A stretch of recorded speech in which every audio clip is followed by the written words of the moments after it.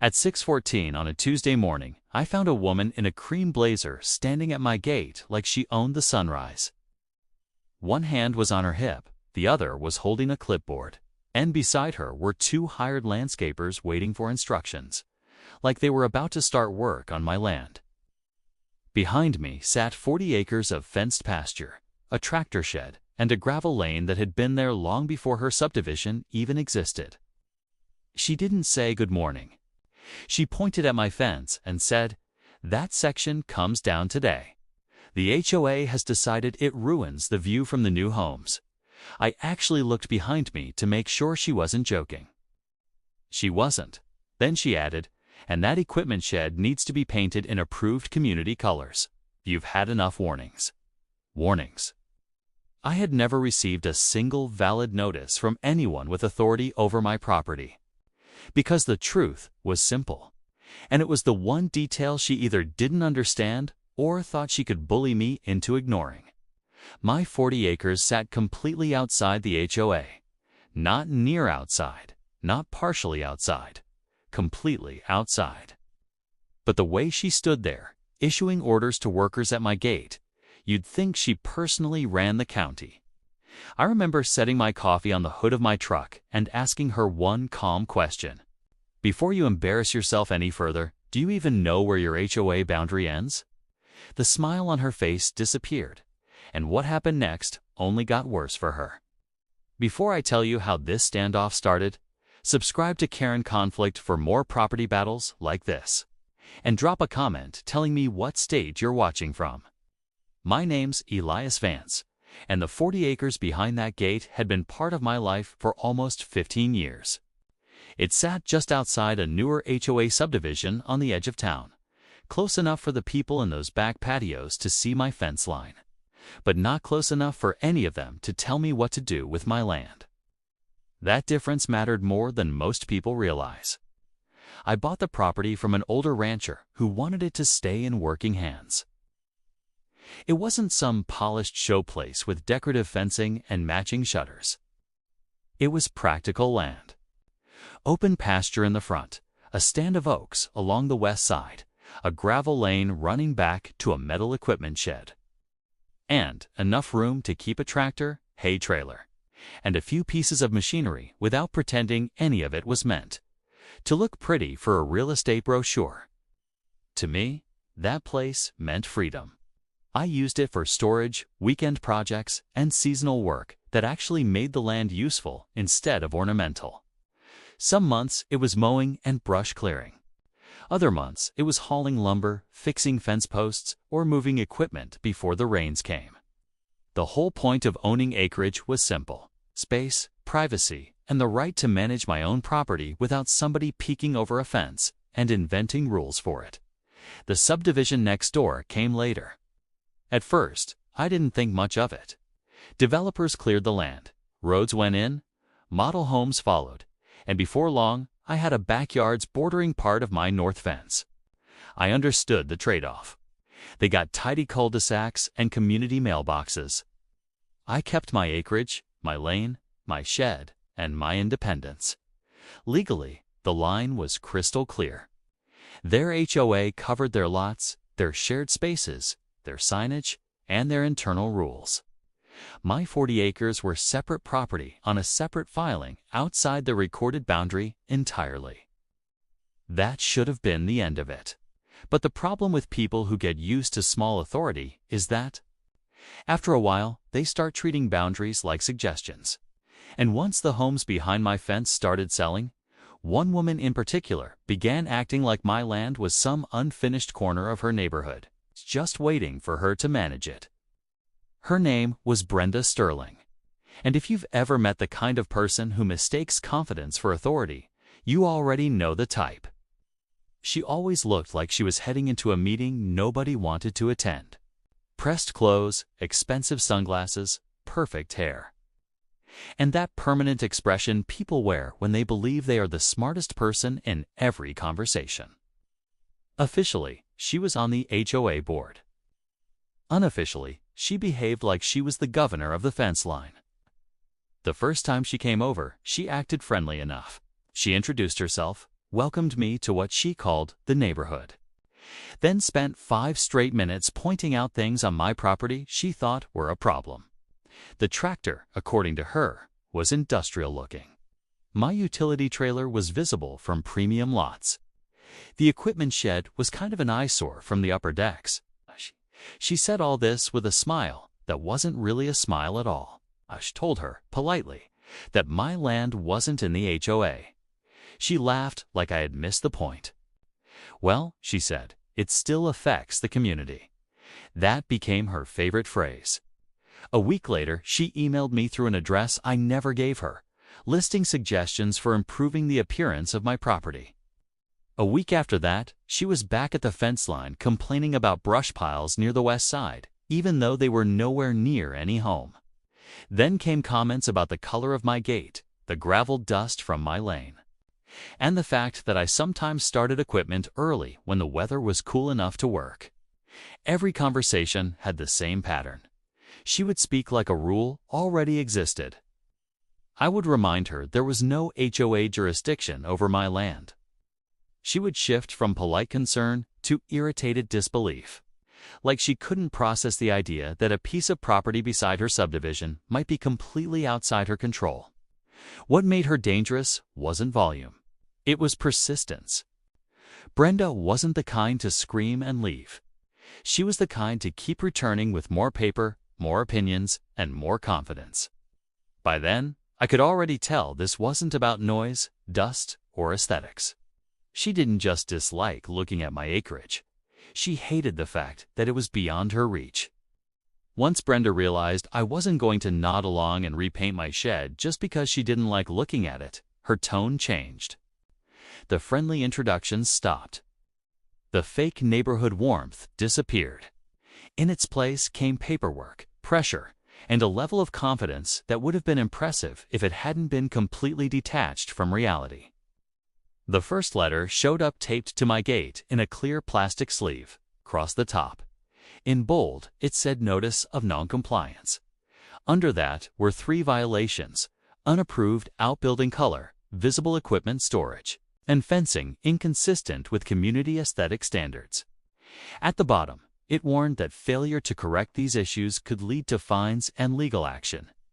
I stood there reading it twice, mostly because I couldn't believe someone had actually taken the time to type that up for land they didn't govern. I called the number listed on the letter. Brenda answered on the second ring like she'd been waiting for it. "You can't issue compliance notices on my property," I told her. "We can when your property impacts the neighborhood," she said. "You're directly adjacent to the subdivision. That gives the board standing." That was the first time I realized she wasn't just meddling. She was inventing legal authority out of thin air and saying it like she expected nobody to challenge her. After that, the letters multiplied. One claimed my gravel lane created nuisance dust for nearby residents. Another said my equipment shed reduced the visual value of surrounding homes. Then she sent what looked like a copied page of HOA design guidelines with several parts highlighted in yellow, as if a marker somehow extended their boundary line.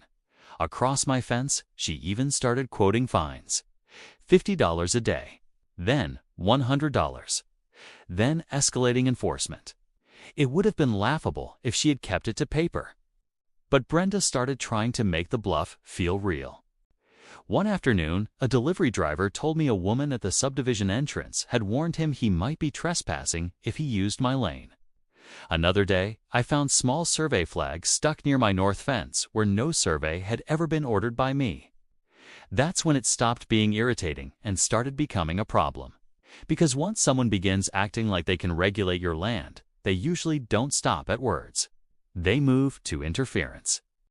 And Brenda had reached the point where she genuinely believed that if she sounded official long enough, I'd eventually give in and let her redraw my property rights with a clipboard. The moment everything changed came 3 days.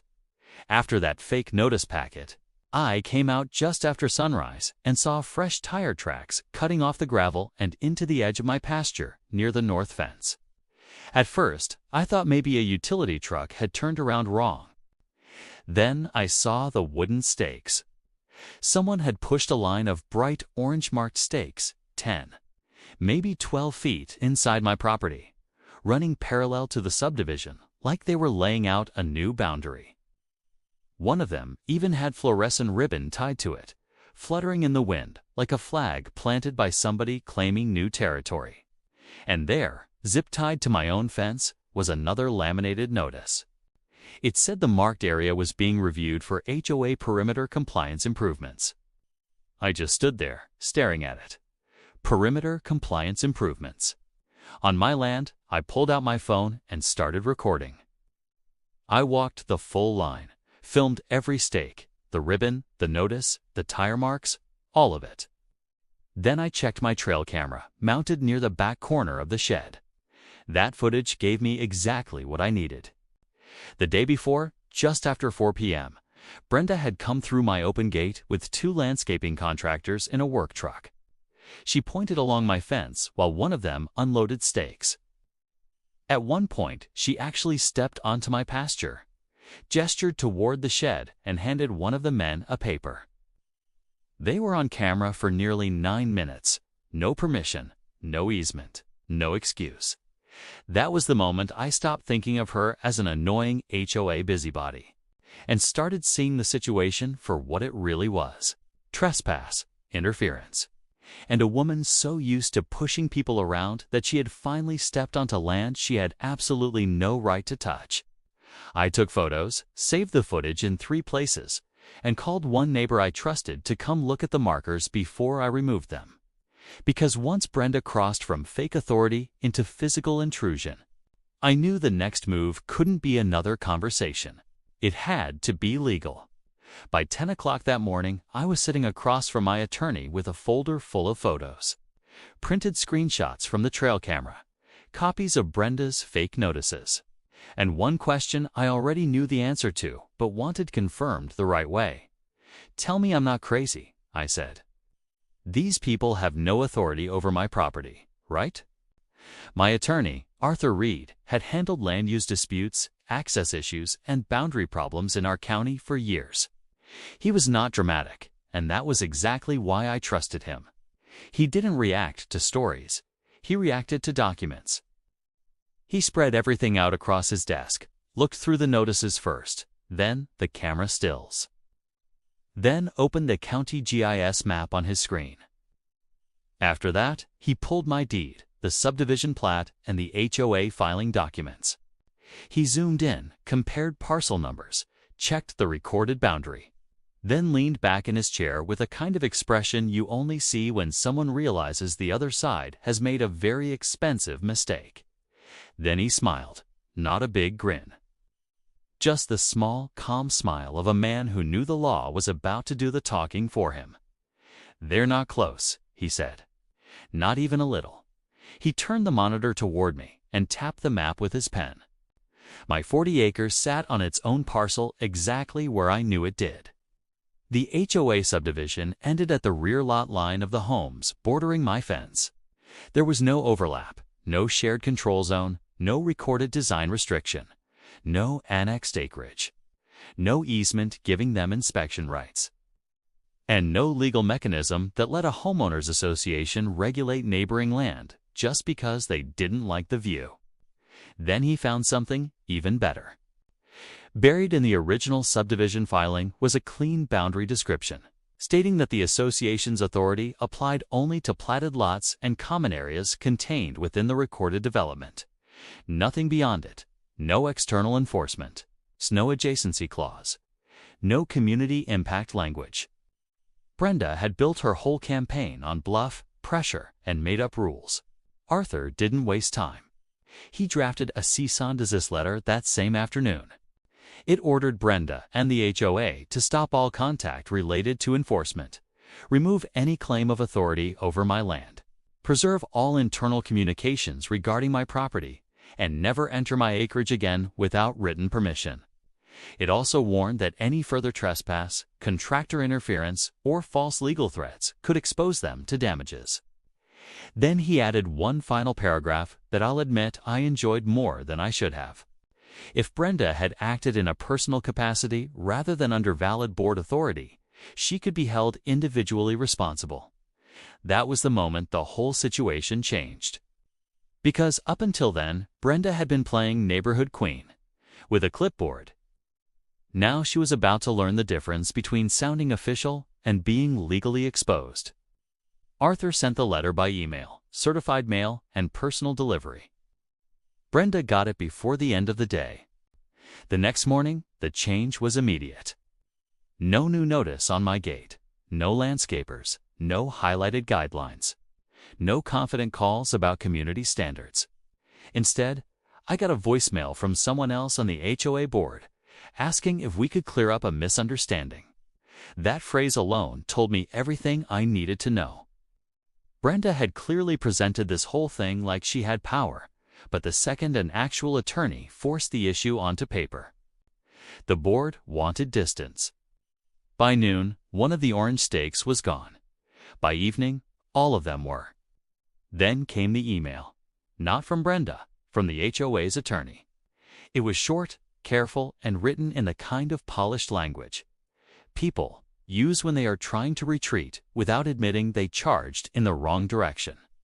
They stated the association made no claim over my parcel, had no intent to regulate my land use, and expected all future communication regarding boundary matters to go through counsel.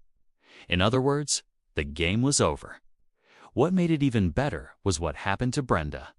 A neighbor who lived in the subdivision called me 2 days later and said the board had held an emergency meeting. Apparently, Brenda had been telling residents she was protecting property values and handling a compliance issue beyond the north lots. Once the attorney letter hit, that story collapsed. She hadn't been protecting anything. She'd been creating liability.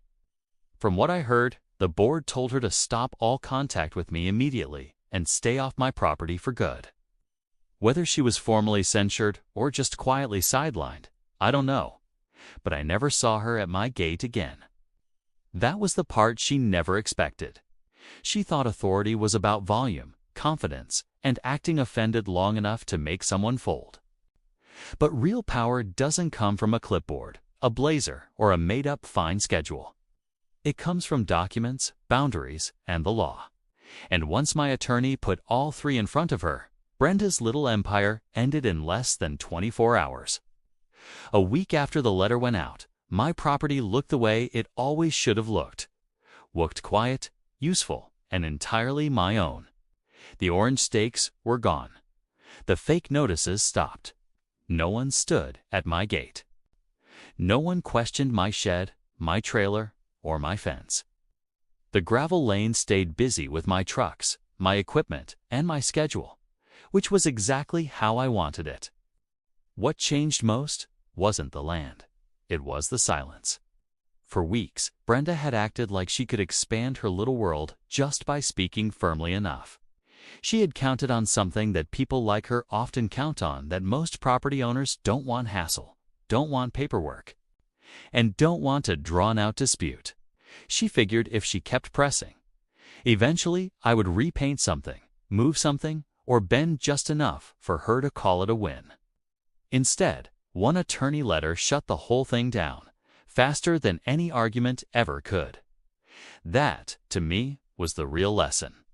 People throw around words like rules, compliance, and violations all the time.